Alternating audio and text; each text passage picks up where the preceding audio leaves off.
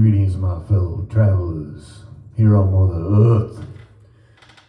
Welcome to another episode of Getting Stoned with your host, Mr. Stone Petoskey, coming at you hot with lots of love. Yes, indeed. More love than you can imagine out there, people. I just want to remind you to smile. To look at someone as you walk past them and to share a smile with them. And even if they don't smile back, you know what? It's all good in the neighborhood. Yes, smiles are good medicine. The more you smile, and this is scientifically proven, the better your health, motherfuckers. So, smile as often as you can. Because there's always something to smile about, if you know what I'm saying. There's a child laughing. There's a grandmother who's just pulling a freshly baked pie out of the oven and ready to share it with her loved ones. There's a man who's taken a brush in his hand and dipped it in the paint and put it to the canvas.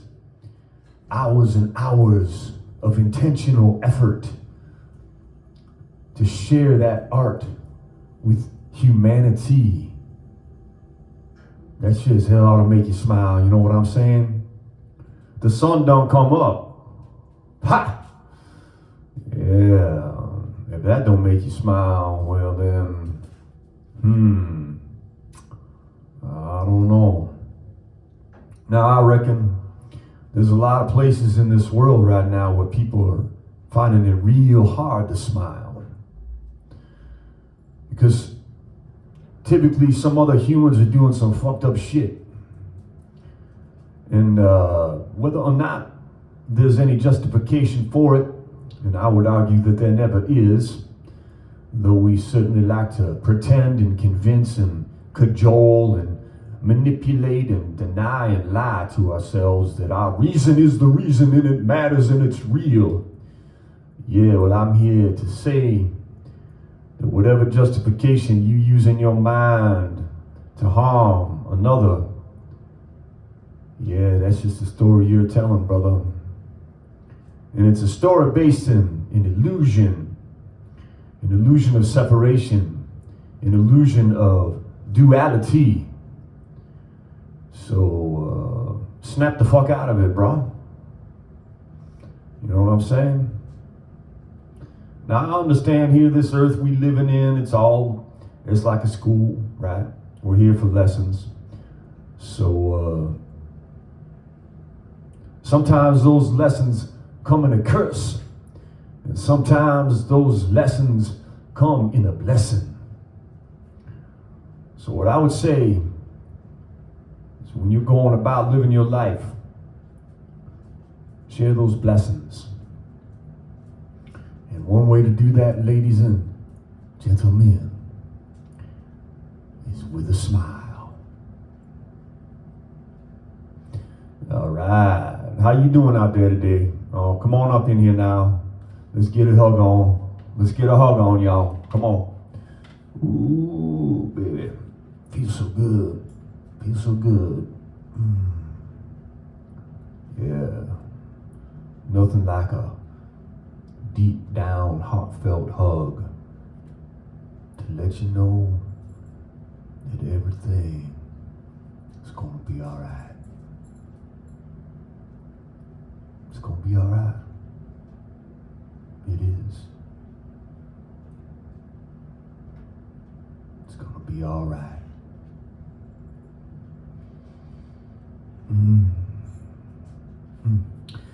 You are loved.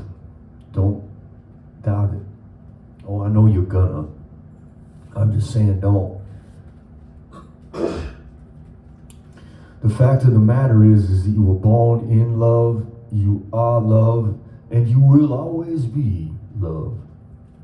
Oh yes, there may be all kinds of hate, cruelty, nasty behavior. But that does not for 1 second change the facts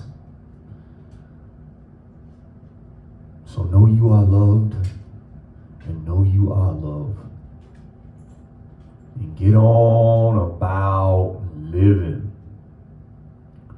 Yes. And I can tell you one thing too, y'all. I love every single one of you. We are each a strand in the web of life. The web of life.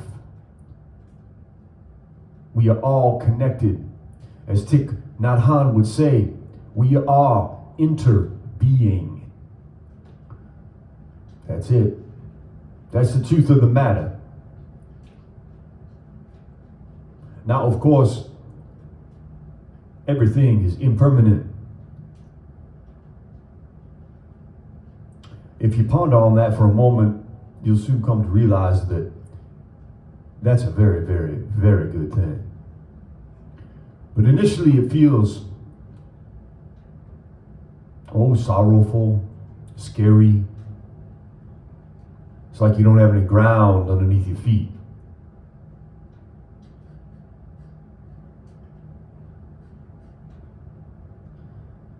That's why I say, we are here to learn that we are God. We are Source. We are the essence of all that is. So once you kind of tap into that, brothers and sisters, then everything seems to fall right into place. You might get caught up in your story from time to time, but you are always able to spin back around and find the rhyme that you are for all time.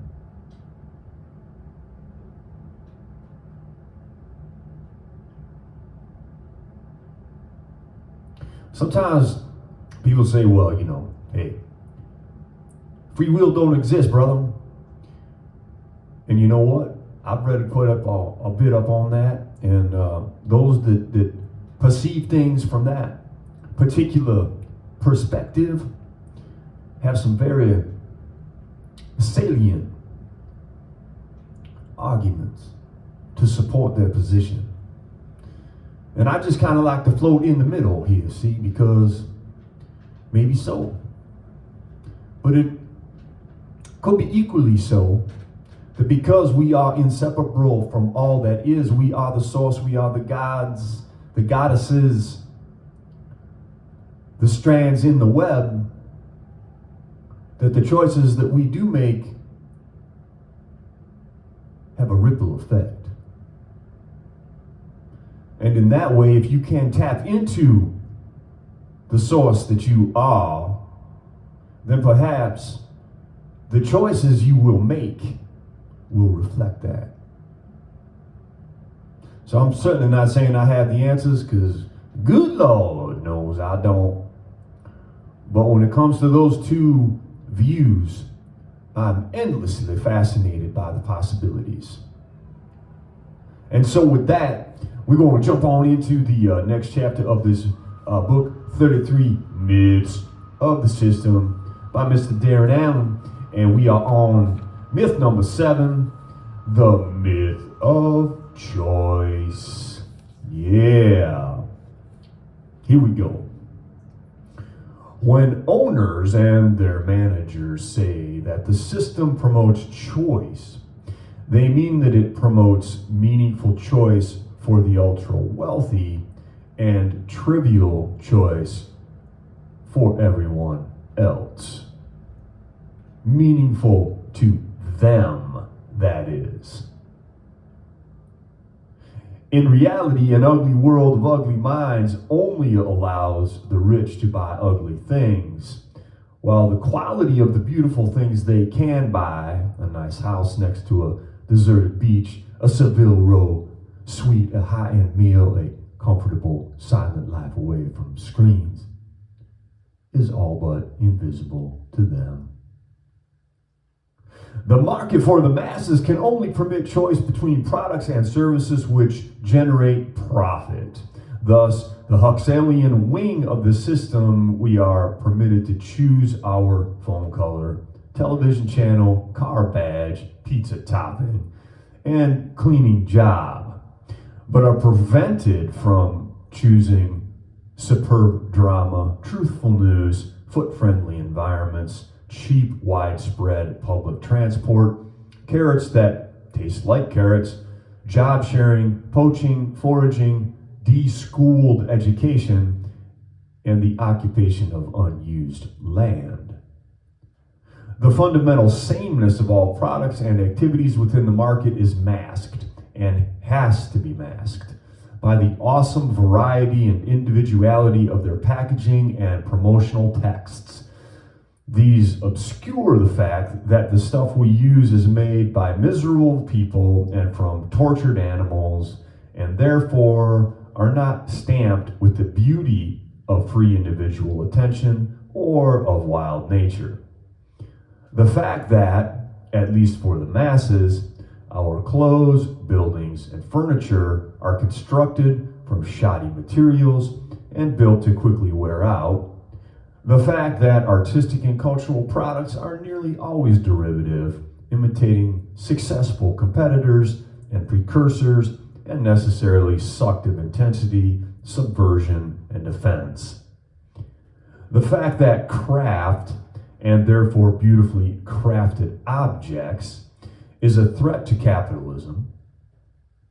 The fact that, in short, the universal pressures of cost-cutting, corporate concentration, extreme caution, and class interest result in a ghastly conveyor belt of nearly identical goods, services, and activities.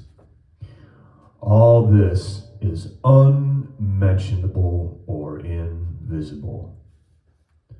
The market cannot function with freedom of choice any more than it can with freedom of speech, thought, movement, or feeling.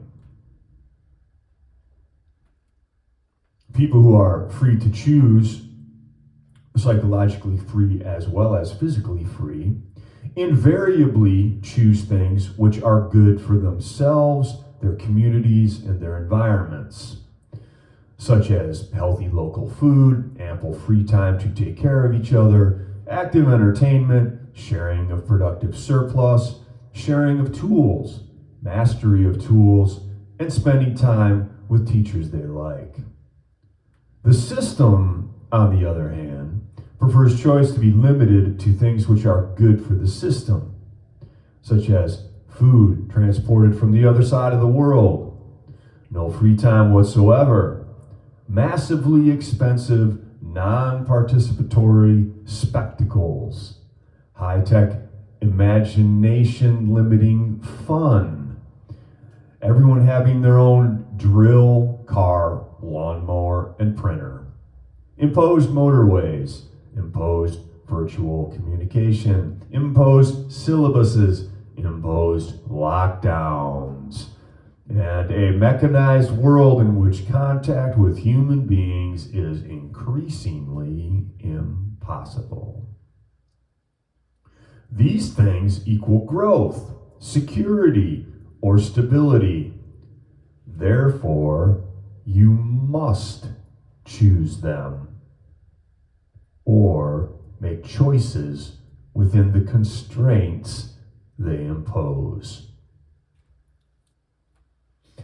If the people of the system didn't automatically make market-friendly choices, if they didn't automatically elect to talk to their phones before their neighbors, buy bookshelves from IKEA rather than learn joinery, choose work in a ceramics factory over free time at their own potter's wheel, apply moisturizer rather than drink water, drive to the supermarket rather than grow potatoes, consume business-friendly news instead of learning what is actually happening in the world from an independent press, or throw themselves upon the latest space-saving or time-saving gadget, as if space and time were really artifacts that can be saved.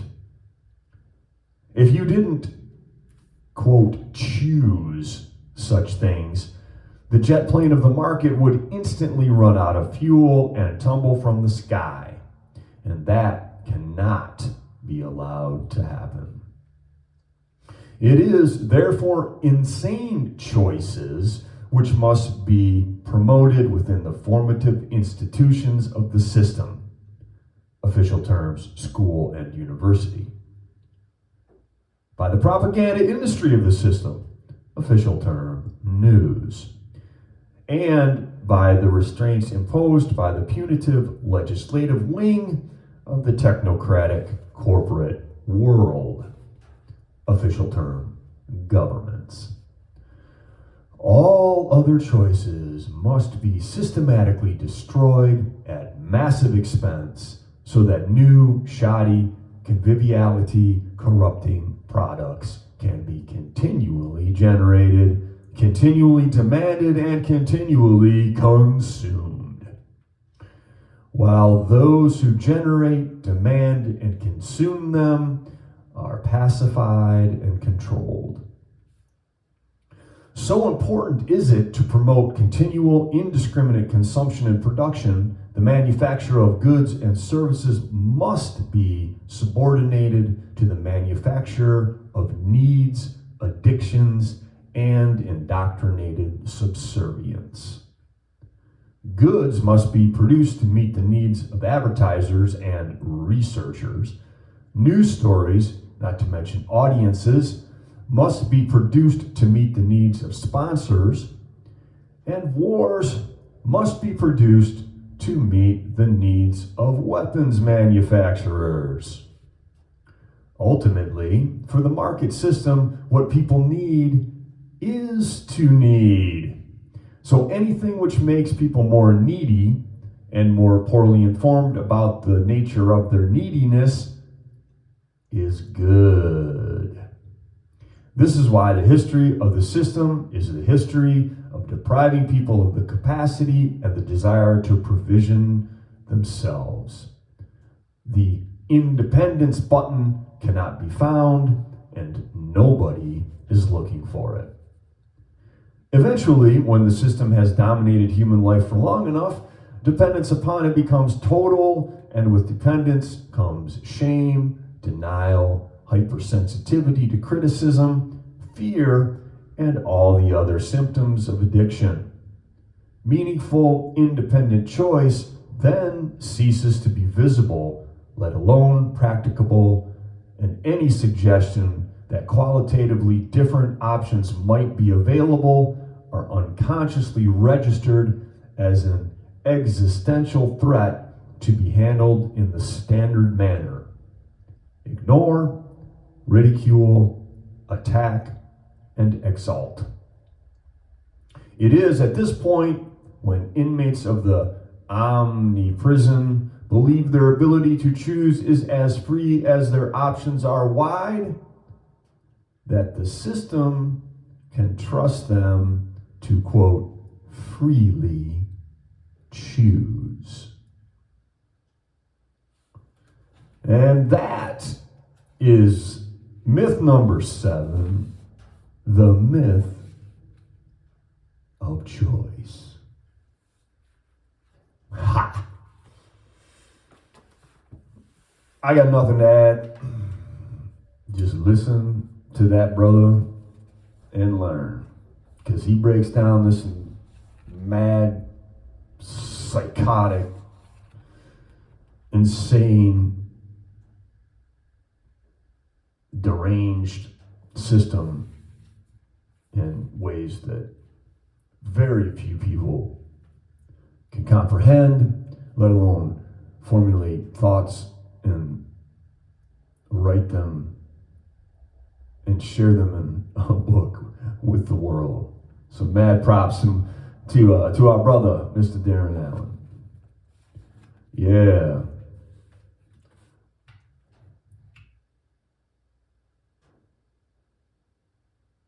Imagine there's no country.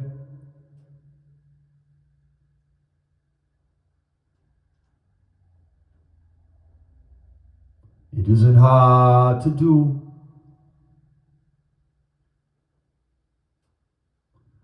nothing to kill or die for, nor really die to. Imagine all the people living for today.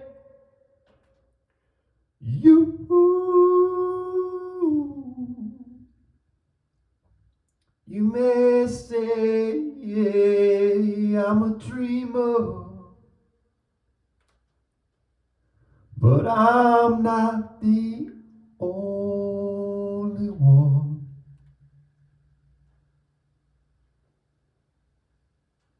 I hope someday you'll join us, and the world will live as one.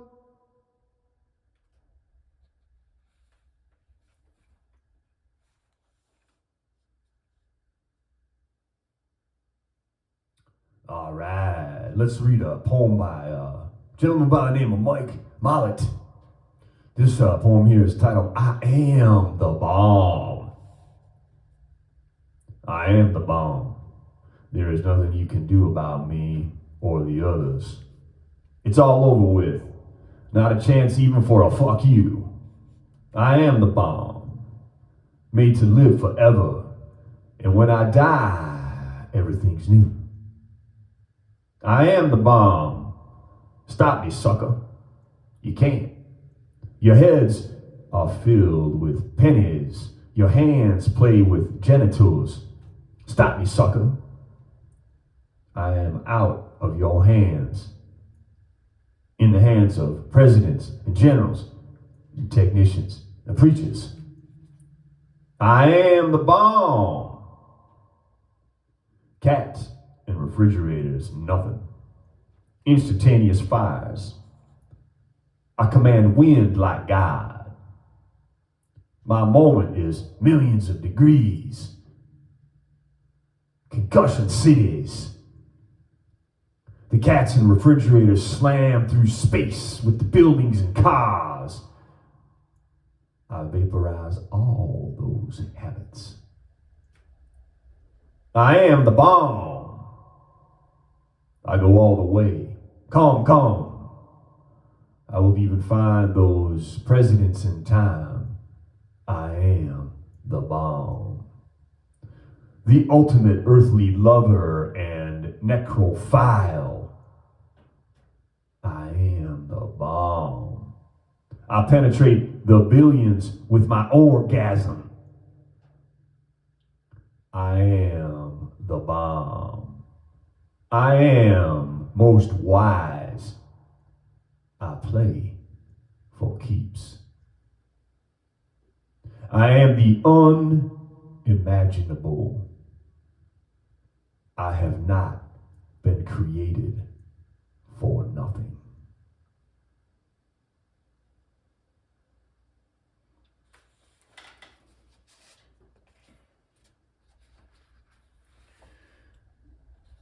Wow. That was, wow.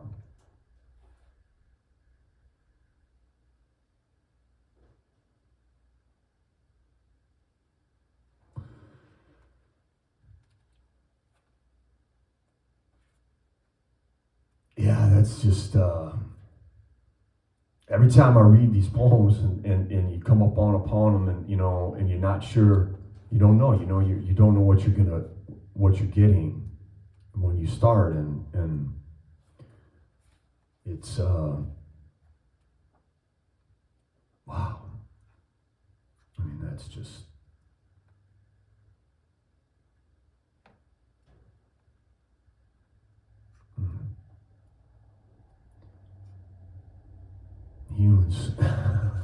humans, ladies and gentlemen, humans. Yeah, just like what kind of animal makes bombs. It's...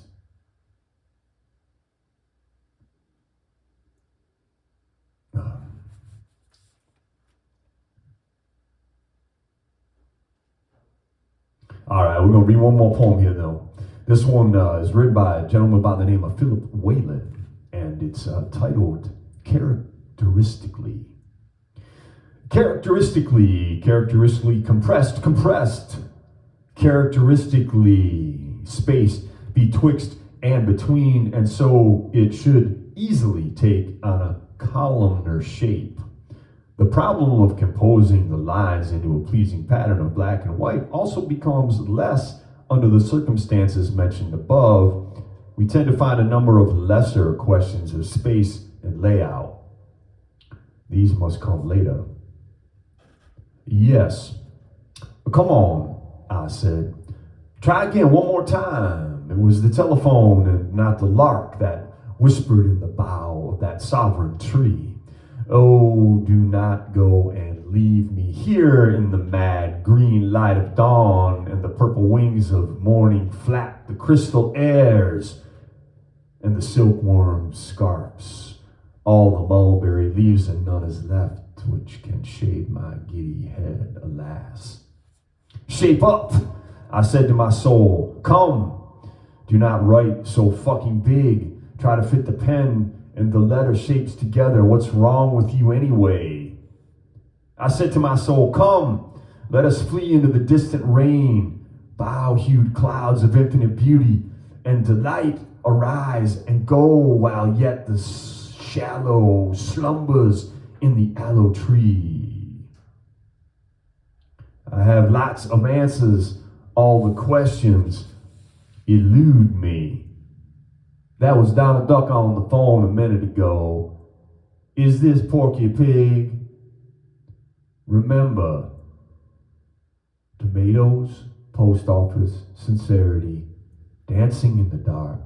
Besa mi mucho, dinner for one, please, James. Clarabelle cow. Joris Carl, hussy mans.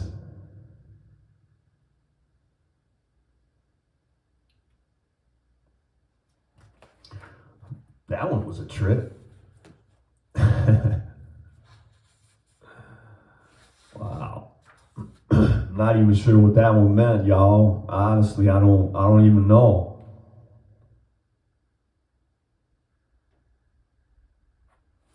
All right.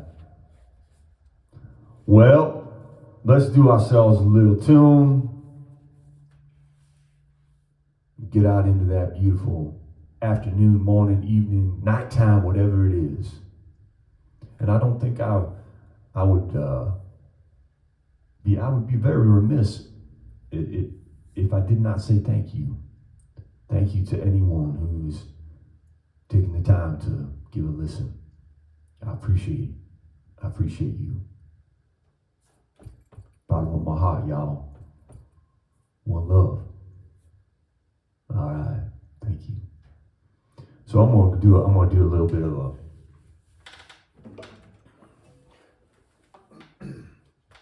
I think this would be considered a classic. Although,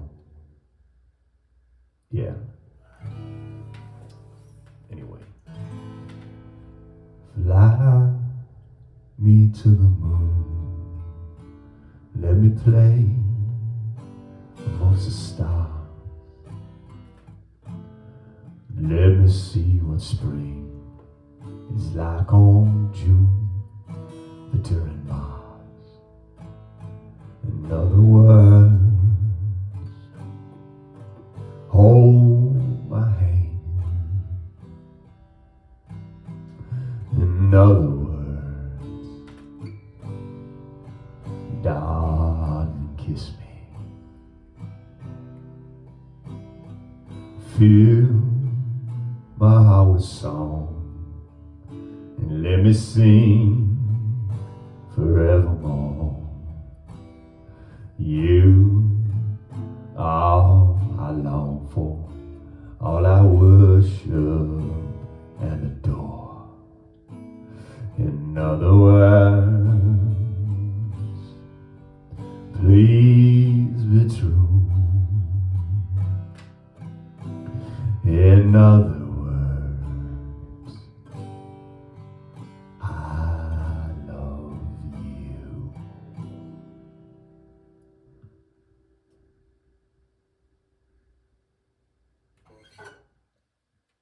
Oh my goodness gracious. That song is just, it's medicine for the heart. It's beauty that just washes over you.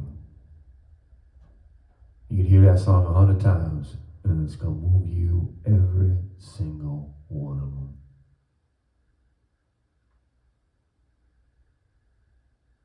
Fill my heart with song and let me sing forevermore.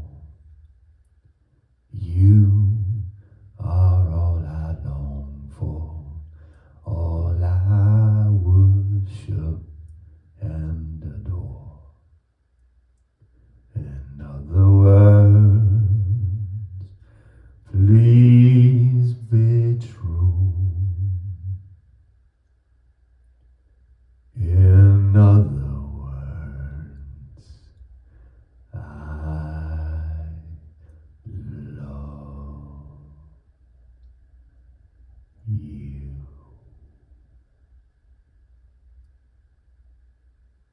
I do love you all. The sky, the moon, the stars, the seas, the rivers, the mountains, the birds, the bees, the angels, the dolphins,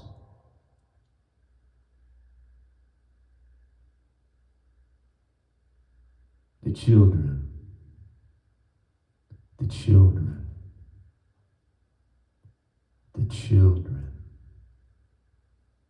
Love the children.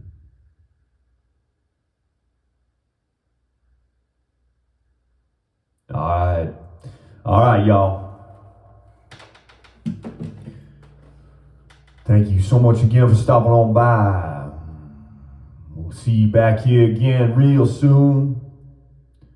Until next time, this is Stone Podolsky saying peace.